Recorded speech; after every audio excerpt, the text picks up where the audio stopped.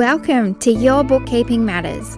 I'm your host, Lisa Turner, a professional bookkeeper, registered BAS agent, and your small business cheerleader and mentor. I'm also a wife and mum to two little people. This podcast is for small business owners who want to manage their numbers the right way. It will be short and sweet episodes each week on business and bookkeeping matters in an easy to understand way with real quick tips or changes you can put in place, having a huge positive impact at the same time up-leveling yourself. So you can be in control and confident that you know your bookkeeping matters. Let's dive into this week's episode.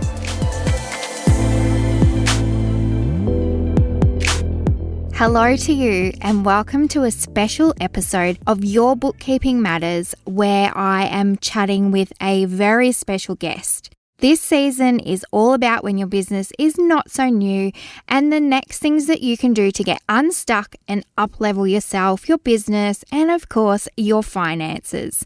So, of course, I had to have someone on to talk all things digital marketing with me. And who better than Maddy Avery from Birdcage Marketing, which is her own small business digital marketing agency. A little disclaimer, Maddy works with me and we go way back. She is an OG client from when I very first started my bookkeeping practice, so we've known each other since early 2017. The universe connected us in a Facebook group when we were looking for guest bloggers and found each other, and I've watched Maddy grow from a sole trader to an agency with more than 10 employees. So believe me when I say Maddy has done the hard yards, had some really big ups and really big downs, but has one of the biggest hearts I know and genuinely wants to help other small businesses use their marketing to grow their business in a way that feels good and is aligned with their purpose. So why is Maddy in marketing and why does she do what she does?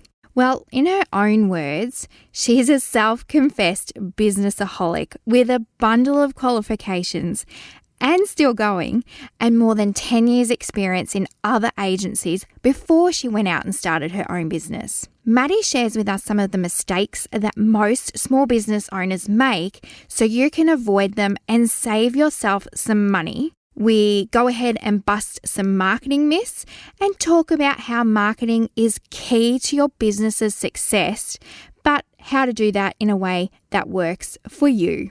So, hello and welcome to you, Maddy. Thank you so much for being one of my very first guests here on the show. When I was planning this season, I knew I had to have you on with your journey, your story, and your way of doing things is just so unique, and I really love that. And what I want to know, first up, being the marketing guru that you are, what is the very first marketing thing or step that small business owners should do, but you see it missed all the time? That is a brand strategy, Lisa. So tell us more about a brand strategy and why that's so important. I like to call it the roadmap. So imagine that you're driving in unknown territory and you don't know the area, you don't have the GPS on your phone, and you haven't mapped out the route in like a map, a hard copy map. You're just going to be driving around in circles, probably going the wrong way, wasting money on fuel, wasting time. It's kind of the same thing with the brand strategy. The brand strategy literally tells you where you're meant to be and how you're meant to show up so that every message you put out on your channels, whether that's email, ads, organic socials, website, whatever it is, you have a consistent message the entire way through. And so people start to really develop a relationship with your brand. That's amazing. And that kind of leads into the next part of that, how or why that hurts them financially by skipping that brand strategy. And you've kind of touched on it by saying, wasting fuel and things. Is that one of the main things that is an issue, skipping it? One of the biggest components of the brand strategy is actually your audience strategy. So when we do our brand strategies, it's part of a larger brand Bible. And we look at who your up to 3 target audiences, who your ideal customers are, what their pain points are, and then how your business actually supports those pain points. So the transformation that you offer. If you don't know that, you can't put out effective marketing messages. Even your logo is influenced by that because everything you do needs to come back to who your target audience is. And if you don't know who that is, you've got no guidelines around what your brand should look and feel like. And so what usually happens is people launch without a brand strategy. They kind of guess who their audiences are, or they talk too broadly to too many people, and it just doesn't land. And then a year later or 2 years later, they've had opportunity costs because they haven't gotten the sales.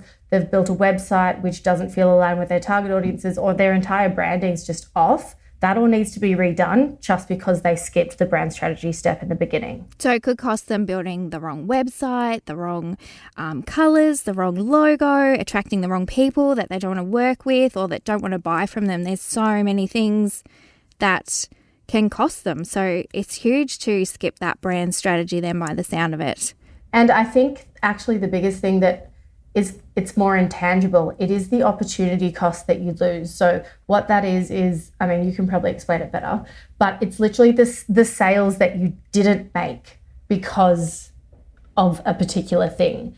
And yes, like it costs more money to redo your website, redo your logo, your packaging, whatever it might be. But I see the biggest loss is the money that you didn't make because you weren't using the right strategy in the first place.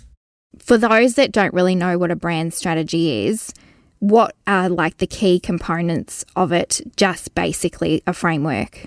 So a brand strategy in its simplest form includes your target audiences, and then we work up the brand pyramid. So your brand features and benefits, your brand personality, brand values, brand vision, mission statements, and then your key, like 3 to 5 key messages about your brand. It can also include a brand aesthetics page, which is kind of like a mood board. That is where our brand strategies always started. And in our app, that is the training that we give so that people start with the essentials. But our brand strategies have evolved into an entire brand Bible, which now also includes tone of voice, like down to the emojis that your brand should be using in social media posts and emails, as well as like a bit of a visual style guide as well. So direction on what type of photography to use, what type of colors, and yeah, all of those things. And the kind of photos and the places and everything.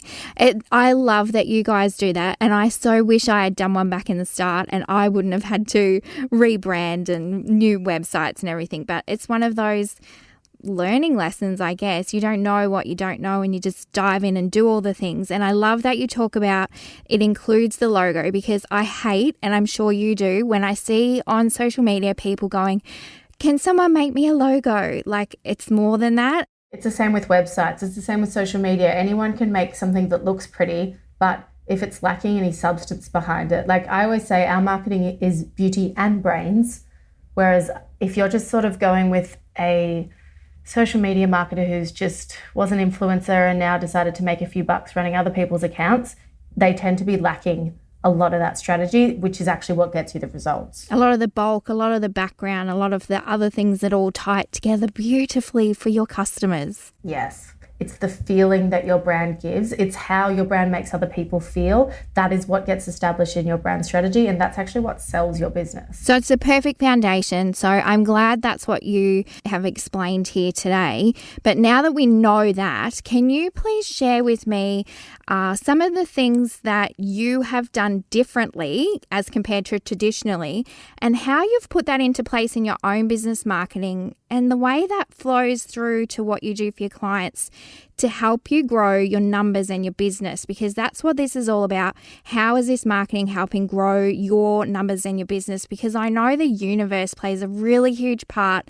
in all of this for you, and you've had some really big ups and downs and changes. 2022 has been an especially challenging year. I think it has been a challenging year for all small businesses, and that just has a flow-on effect to us as the agency, because rightly or wrongly, when a brand is experiencing less than ideal sales, usually marketing is the first thing they cut because they don't see it as an essential. There's literally the Henry Ford quote, cutting your marketing to save money is like stopping your watch to save time. It doesn't make any sense. If anything, if your financials and your sales aren't where you want them to be, number one, make sure you have a good bookkeeper on your side. But number two, you need to be doubling down on your marketing. And actually, that's what we have done in this business. So prior to literally a few months ago, we didn't have our own marketing strategy in place. We had a solid brand strategy always, and we update that at least every 12 months, if not more frequently.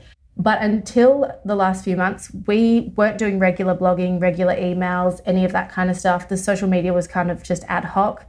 And in order for us to continue to attract the clients that we want, we had to make sure that we were showing up consistently so that we can develop the relationship with our audiences before they even get onto the sales calls with us. So we want our customers to already want to work with us before they even speak to us. And that call is really just a confirmation that, yes, I'm ready to go. So with regards to pivoting to adjust to market requirements and market requests, and also talking about like the difference between the traditional marketing agency versus whatever the hell we have created now, we were listening to our clients, we were listening to our customers, we were listening to our numbers as well. So what I like to do is look at our sales and see what's coming in, what's going out, where are we not retaining clients, where are we retaining clients really well, where are we profitable, where are we having problems, and just lean into the spots that are actually working for the business.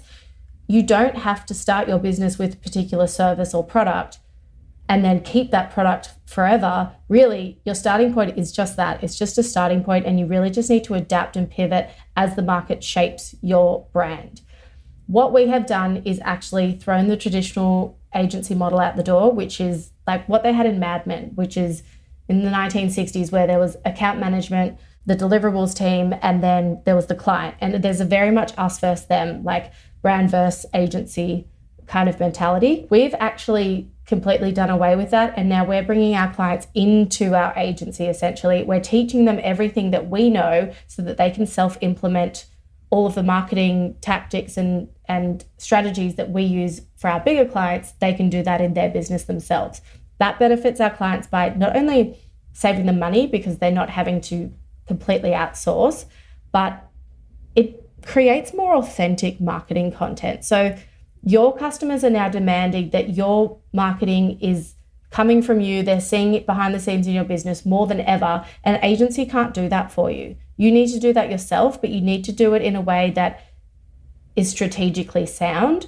So the biggest advice I can give is make sure you engage a professional to help you with your strategies, and then you can go on to self-execute as long as you are being held accountable and as long as you're following your strategy. So what I'm hearing from that is always review your brand strategy and make sure it's still working for you and your business and what you want to achieve and how you feel about everything, and change it as you need to. It's not static.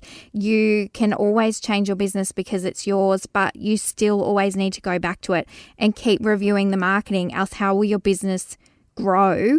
So is that the kind of message that you're saying in terms of how to do it in a way that's right for you? Yeah, I would say that like your brand strategy should remain quite consistent, but I'm not a product or service development specialist, but I believe that what you're offering your market, that should be pivoting in order to adjust to what your market is telling you, get the feedback and adjust accordingly. That's how the best businesses succeed.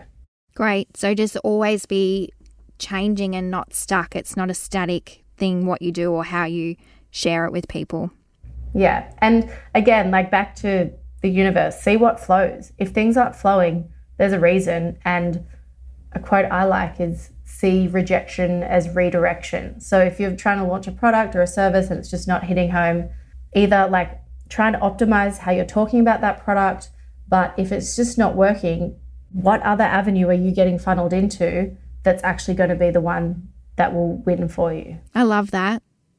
Rejection is a redirection. I'm going to use that. So as with every industry though, as you've touched on a couple of times, there's a lot of real cowboys and myths out there, people doing hit and miss things, not doing things in the best interest of the clients. Tell me some of the marketing myths or issues out there, one or two of the biggest ones that would help us small business owners like myself to have a better chance of growing our business or not totally waste money doing it the wrong way. For sure. I always say digital marketing is cowboy country. There's no regulations. There's no a credit. Like I've got 2 university degrees and counting, but I don't need that to do what I do. And to be quite honest, most of what I do, I didn't learn at uni. I learned on the job or I developed it myself. The difference between me though and someone, as I said, who might have been a little social media babe and decided that she's going to make some spare cash building websites or running social campaigns, I have the understanding of the strategic backbone that you need in order to underpin all of your marketing, as opposed to just creating pretty pictures. So the things that I would always look out for, I think time in the industry is super important. The reason why is because we have seen so many changes over the last 7 years that we've been in business. And I'm starting to really see a theme behind what sticks and what doesn't. And more so, I'm able to work out how to fix things when campaigns aren't going to plan. And that's something that people that don't have experience don't know how to do. They might be able to set up a Facebook ads campaign for you, but they don't know how to fix it if it's not working. And that's the difference. The other thing I would say is get yourself educated. I can't believe how many prospective clients come to me telling me that their SEO person is doing all this stuff to their website. When I actually go in and have a look, nothing has been done. They're literally just paying $2,000 a month for nothing to happen. And it's purely because small business owners are generally not educated in the technical details of digital marketing. And so a lot of agencies can just pull the wool over their eyes and just say that they're doing all these things and skew the metrics so it looks like they're actually doing their job when they're really not. If you can get educated from the very beginning of your business around how digital marketing works, you don't have to get too technical, but just the main principles, the main strategies behind it, you could save yourself tens of thousands of dollars from being ripped off by agencies that don't have your best interests at heart, because you'll be able to pull them up and know exactly what's happening. Great. So you don't need to know the details. Just make sure you have some clear goals in mind and have them show you how they're doing them and have an overview of the actual thing they're asking to do. Definitely. The other thing I'd say is avoid offshore providers at all costs and avoid agencies that use offshore providers. So all of our team are based here in Australia, and that is on purpose. We have trialed offshore providers once upon a time and it just does not work. Okay, that's some really great tips for people to keep an eye out on and know how to get better value for what they're doing. With tips, I'm sure you've got loads. What's your favorite marketing hack or tip that can really make a big difference to your finances and sales and numbers? First of all, send your email marketing newsletters. Actually send them. That is probably the quickest, most instant way you could boost your sales. Second is a little bit more of a kind of technical tip, but it's something that I really love. So this is for those of you who are running Meta ads, so Facebook and Instagram ads. But let's just say there's a dream client that we want to work with. We will go and DM them, interact with them through DM. And even if they say, no, sorry, I'm not interested right now, we can then retarget them using Meta ads. So there is an audience that you can target, which is direct messages over the past 365 days or something like that. And your ad will be shown purely to the people that you've had a DM conversation with. So even if they say no to you the first time, we know it takes 7 touch points usually to convert someone. You can keep showing up through retargeting ads and eventually you can win them over, maybe getting them to sign up to a lead magnet or to get them on your email list, or maybe attend a free webinar. It's kind of a little secret way to just stay top of mind with the brands that you want to stay top of mind with, or the people you want to stay top of mind with. That's an amazing tip. Email people and DM them, stay front of mind, and then when they are ready to switch or buy, they're going to think of you first. Also, go on TikTok. Get on TikTok. I really have to say, the way that TikTok has been working for us is that our business development team will be Instagram DMing brands, engaging with them authentically, legitimately saying how much we love their brand and we love or interacting with their content. We're not selling them anything, we're just engaging and just kind of saying, hey, we exist. But then this brand will be on TikTok and they'll see me on TikTok spewing my marketing stuff. They'll put 2 and 2 together and go, hold on a minute, they just DM'd me. Then all of a sudden you are very noticeable and very important to them. They do more research about you and hopefully they become a lead or a customer. Great. They're such easy tips for people to do. I want you to share a little bit more about something really unique that you've created, and that is the Birdcage Vault that you mentioned earlier. Can you tell me a little bit about that and where to find it? Yes, so we made an app. Amazing. Basically, the way it developed is when we sort of switched gears a few months ago, where we really wanted to focus on being really open and transparent about the strategies we use and the tools we use so that small businesses can self-implement. We realized that there are a lot of small businesses who aren't yet ready to engage with us through our mentorship program, even though that alone is quite an entry-level program. They still want to stay with like the really, really low-cost training options.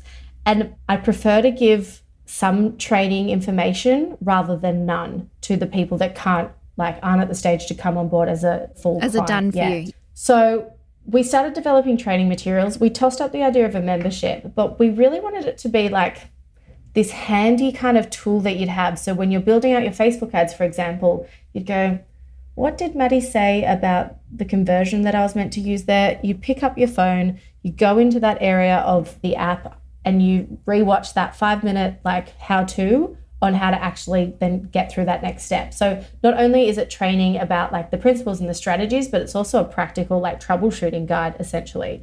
So you can also then purchase all the tools, training and templates individually from our website. But if you want it all under one app, it's only 47 Australian dollars per month, and you get every training resource, template, everything that sits on our website. You get access to that through our app. That's great. And that kind of ties back to what you were saying before, to educate yourself and know a little bit about something. It's perfect for them to learn all that before they dive in and work with you one-on-one. For sure. If you think about it, you could spend 6 months on the app paying $47 a month, and it could save you tens of thousands of dollars just because you listen to me tell you about how to actually SEO a website or not. Exactly. And I'm sure there's loads of people out there exactly like me who won't outsource until they've learnt more about it themselves. So it's a perfect stepping stone, so to speak. Definitely. And we've just launched a new service which is only available through the app, where you can submit a marketing question to one of our, either it comes through to me or one of our senior marketing strategists. It's just $35 per question. So if you are doing a training and you're like, I can't figure out this one particular thing, and as it relates to my brand, you can submit that question to us and we will respond with a 5-minute voice note, which will detail all the answers that you would need to that question. Such a budget-friendly, helpful option for people. I love it. I have 2 final quick questions for you. Share one tip that makes your finances easier for you. Seriously though, a good bookkeeper that understands your business is the most valuable thing you can have. I am allergic to bookkeeping. And to have Lisa who understands my business, it's almost like she's sitting here with me in the office. That's how I feel like her and her team are essentially part of my team, because they are so ingrained into our operations. And it's the best thing that you can do in your business, have someone that understands your business to also give you sound financial advice that is tailored to your needs. Great. So if it's not your strength, your money, get someone else to help you with it so that you know you're getting it right. Even if it is your strength and you don't have time to do it, outsource it. I find that's the same with so many things, but yes, I am with you there on the finances. What do you wish you did differently with your numbers in the early days? Well, I feel like you came on board quite early in my business journey. I remember when I engaged you, I'm like, oh, it's just a few bits to reconcile. And you checked out my books and you came back and said, this is actually a rescue project. So fortunately, Lisa rescued me early on in the piece. But the only thing I would maybe say is be over generous with how much money you're putting away for tax time, because it's always better to have too much in that bank account sitting there in order to pay your tax bill rather than not enough. There was one year that I think that was the same year that you came on board, Lisa. I did get hit with a larger than normal tax bill, and I will never make that mistake ever again. Great. That is such an important one that we talk about all the time and share with our clients. Save for your BAS and your taxes. Save more than you're expecting for. So thank you for sharing those 2 tips or insights.